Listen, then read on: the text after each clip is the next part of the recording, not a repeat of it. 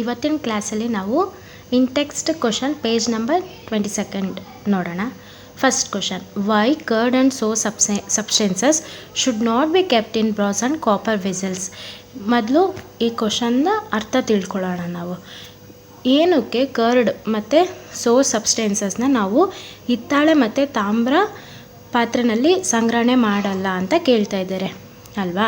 ನಮಗೆ ಗೊತ್ತು, ನಾವು ಬೇಸಿಕ್ ಪ್ರಾಪರ್ಟೀಸ್ ಆಫ್ ಆ್ಯಸಿಡ್ನ ನೋಡಿದ್ವಿ ಅಲ್ವಾ. ಫಸ್ಟ್ ಪ್ರಾಪರ್ಟಿ ಏನು ಹೇಳುತ್ತೆ, ಅದು ಆ್ಯಸಿಡ್ ಇಸ್ ಸೋರ್ ಟು ಟೇಸ್ಟ್ ಅಂತ ಅಲ್ವಾ. ಇಲ್ಲಿ ನೋಡಿ, ಈಗ ಸೋರ್ ಅನ್ನೋದು ಅದು ಕಹಿ ಪದಾರ್ಥ. ನಾವೇನಕ್ಕೆ ಅದನ್ನು ಮೆಟಲ್ ಜೊತೆ ಸ್ಟೋರ್ ಮಾಡಲ್ಲ ಅಂತಂದರೆ, ನಾವು ಯಾವಾಗ ಆ್ಯಸಿಡ್ನ ಮೆಟಲಲ್ಲಿ ಸ್ಟೋರ್ ಮಾಡಿಟ್ರೆ ನಮಗೆ ಹೈಡ್ರೋಜನ್ ಗ್ಯಾಸ್ ಲಿಬ್ರೇಟ್ ಆಗುತ್ತೆ. ಆಗ ಅದು ಪಾಯ್ಸನಸ್ ರಿಯಾಕ್ಷನ್ ಆಗುತ್ತೆ. ಅದನ್ನು ನಾವೇನಾದರೂ ಸೇವನೆ ಮಾಡಿದರೆ ನಮಗೆ ಫುಡ್ ಪಾಯ್ಸನ್ ಥರ ಆಗುತ್ತೆ. ಈಗ ನಾವು ಸೆಂಟೆನ್ಸಲ್ಲಿ ನೋಡೋಣ. Because curd and sour substances contain acids which reacts with a brass and copper vessels to form poisonous compound. ನೋಡಿ ಇಲ್ಲಿ, ಆ್ಯಸಿಡು ಬ್ರಾಸ್ ಮತ್ತು ಕಾಪರ್ ಜೊತೆ ರಿಯಾಕ್ಟ್ ಆಗಿ ಪಾಯ್ಸನಸ್ ಕಾಂಪೌಂಡು ನಮಗೆ ರಿಲೀಸ್ ಆಗುತ್ತೆ, ಮೀನ್ಸ್ ಹೈಡ್ರೋಜನ್ ಗ್ಯಾಸ್ ರಿಲೀಸ್ ಆಗುತ್ತೆ. Okay, next question, which gas is usually liberated when an acid reacts with a metal. Illustrate with an example. How will you test for the presence of this gas. ಏನು question ಕೇಳಿದ್ದಾರೆ, hydrogen gas release ಆಗುವಂಥ ಒಂದು chemical ರಿಯಾಕ್ಷನ್ನ ಮತ್ತು ಅದಕ್ಕೆ ಒಂದು example ಕೊಡಿ ಅಂತ ಕೇಳಿದ್ದಾರೆ. Hydrogen gas is liberated by the reaction of acid with metal. ನಾನು ಆಗಲೇ ಹೇಳಿದೆ, ಫಸ್ಟ್ ಕ್ವಶನಲ್ಲಿ ನಾನು ಆನ್ಸರ್ ಹೇಳಿದೆ, ಯಾವುದೇ ಒಂದು ಆ್ಯಸಿಡ್ ನಾವು ಮೆಟಲ್ ಜೊತೆ ರಿಯಾಕ್ಟ್ ಆದಾಗ ನಮಗೆ ಹೈಡ್ರೋಜನ್ ಗ್ಯಾಸ್ ಲಿಬ್ರೇಟ್ ಆಗುತ್ತೆ ಅಂತ. ಅದೇ ಇದು ಹೇಳ್ತಾ ಇದ್ದೆ, hydrogen gas is liberated by the reaction of acid with metal. ಒಂದು ಎಕ್ಸಾಂಪಲ್ ನೋಡೋಣ. ಜಿಂಕು ಹೈಡ್ರೋಕ್ಲೋರಿಕ್ ಆ್ಯಸಿಡ್ ಜೊತೆ ರಿಯಾಕ್ಟ್ ಆದಾಗ ನಮಗೆ ಏನು ಫಾರ್ಮ್ ಆಗುತ್ತೆ, ಜಿಂಕ್ ಕ್ಲೋರೈಡ್ ಮತ್ತು ಹೈಡ್ರೋಜನ್ ಗ್ಯಾಸ್ ರಿಲೀಸ್ ಆಗುತ್ತೆ. ಅದನ್ನು ಬ್ಯಾಲೆನ್ಸ್ಡ್ ಕೆಮಿಕಲ್ ಈಕ್ವೇಷನಲ್ಲಿ ಬರಿಬೇಕು ನಾವು.